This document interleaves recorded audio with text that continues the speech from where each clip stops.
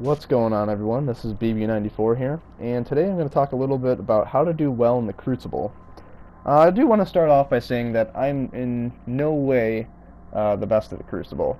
This just happened to be a lucky game for me. I had a lot of good teammates that were in my random team, but they were focused on the objective. So what that allows you to do is to focus less on capturing zones and more about staying alive and getting kills. So here what I'm going to try to do is to do a little bit of a play-by-play commentary, show you guys what my thought process is, and really try to help you guys out and see how to effectively play Control in the Crucible. So right away I try to get to my sniper spot to check out what the enemy team is up to. I notice that a lot of them are at Zone C trying to capture it, but sometimes if they get that spawn, they'll go to Zone B. There is one or two of them that do try to get it, but they do it unsuccessfully. This guy I tried to finish off with my sniper, but I was not able to do so. And so what I do instead is I go towards Zone A to help my other teammates out that are defending the zone.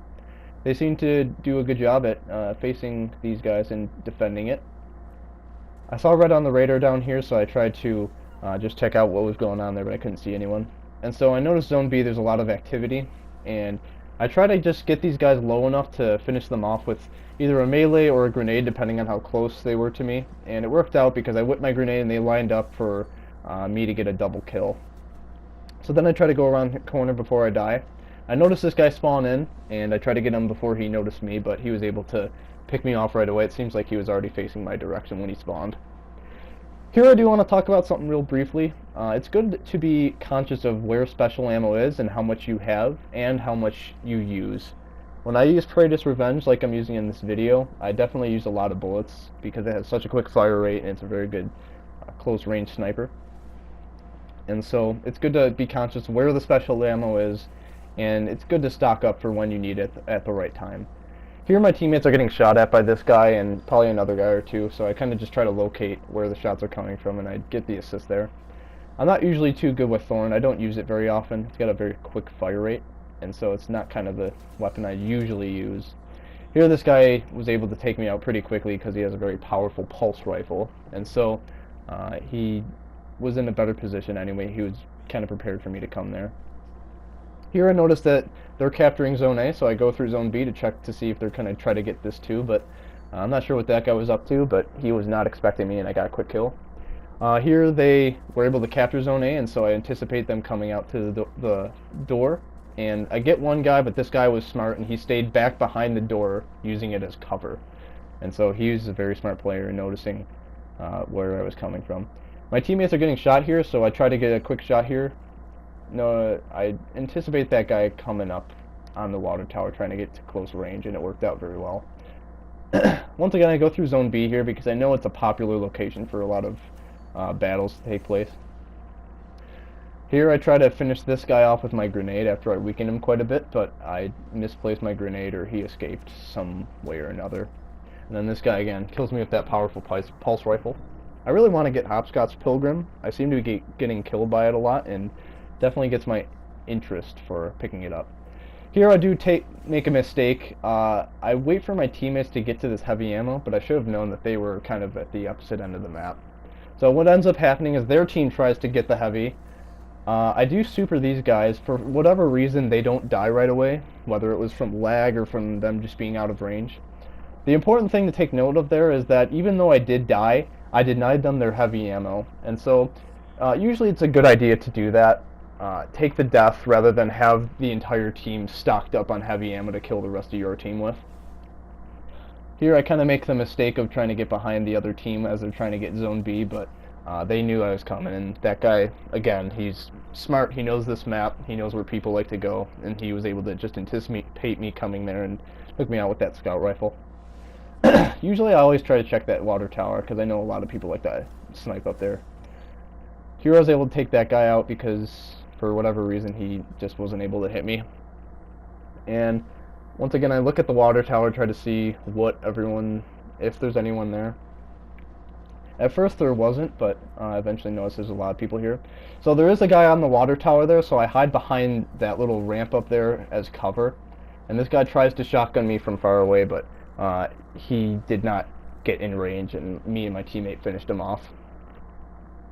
So here I kind of just try to get through here, and I notice a guy on the water tower, so I get a quick shoulder charge kill on him.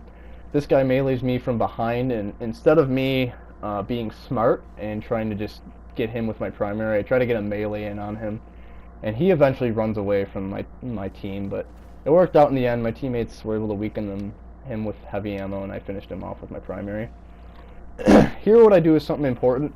It's always good to help your teammates capture zones because it gives your whole team points. If you get a neutralization and a capture, it's as many points as you would get with a kill with no zones. So it's definitely helpful. If you can get the opportunity to do so, do it. Here there's a lot of activity at Zone B, and before I die, I try to get a quick super on this guy, and eventually their team just keeps going into my aftermath from my Fist of Havoc, and so they get really weak. This guy tries to super me, but I shoulder charge around him, and I forget if he dies or not, but anyway, I get my super up because there's a lot of orbs over here, and before I die, I try to get a quick super in because my Thorn was not loaded, so I couldn't really shoot anyone. And it worked out in the end because I did get a kill with it, I got an assist, and then I got a post-mortem kill with it because of the aftermath. Usually if you see a Fist of Havoc, you want to stay away from where it was. Here I noticed red on the radar, and my teammate was capturing the zone, so I decided to leave the zone briefly to try to finish that guy off, but he was able to escape. I notice now their team is on Zone C, and so I try to take the opportunity to play a little bit aggressively here. So I weaken one guy, whip a grenade, get a kill with the grenade, and then finish that guy off with my primary. And they did capture the zone, but the important thing was I was able to get these guys and able to pick up the heavy ammo because of that. And so, once again, I wait for my teammates to get toward the heavy, and for whatever reason, they didn't seem to have much interest in getting heavy this game, which is fine. So I do pick up the heavy, and I notice that people like to go towards Zone B once they pick up the other heavy, and it does work out here. What I do is scope in and scope out to try to, peek at the radar, and so what that helped me to do there was I thought the guy was going to come on the right, but he ended up going toward the left, and I was able to finish him off with my heavy before he rocketed me to death. And it worked out anyway because I had a little bit of health left, and so I'm able to keep my heavy ammo. So I noticed red on the radar here, but my teammate seems to have taken that guy out. And then I notice I try to kind of float up to get a good view of what's going on at Zone B there. So I go toward the back of the zone, finish this guy off with my heavy, and then I go back through Zone B again, try to see what it looks like over here. So here there's a guy at Zone A. I have my super available, and I make the mistake of hitting that ceiling there. What this guy does is something smart. He's a very smart player. He backed away from my super, but he was also still facing me. So what that allowed him to do was finish me off with a grenade, which he wouldn't have been able to do if he was just running away behind and not facing me at all. Here I get a quick kill on the water tower, and I tried to finish this guy off with my special, but he was able to jump down and just avoid it. Here it's kind of dangerous to go through this building because there's only 2 exits, and so if you don't go through there quick enough, you could die easily. So it's good to just kind of stay around the building but not go directly through it because people know where you're going to come out, 1 or 2 places. Here I get another quick shoulder charge kill, and I do try to get another one here, and I should have known that this guy would have been weak or something like that, so I should have just finished him off with my primary. And instead what ends up happening is I go for another guy with my shoulder charge, but I get shotgun from behind. So what ends up happening here is I look again at the water tower and around it to see if there's any activity there. There wasn't, so once again I notice there's people trying to capture Zone B again, so I go toward that. And here I make the mistake of trying to shoulder charge 2 people. What I should have done instead was place a grenade to damage both of them. When you shoulder charge, it's never really a good idea to do it when there's more than 1 person around, because even if you do get a kill, there's a good chance someone else is going to finish you off before you can react to that. This guy makes a mistake of using his super when he's low on health.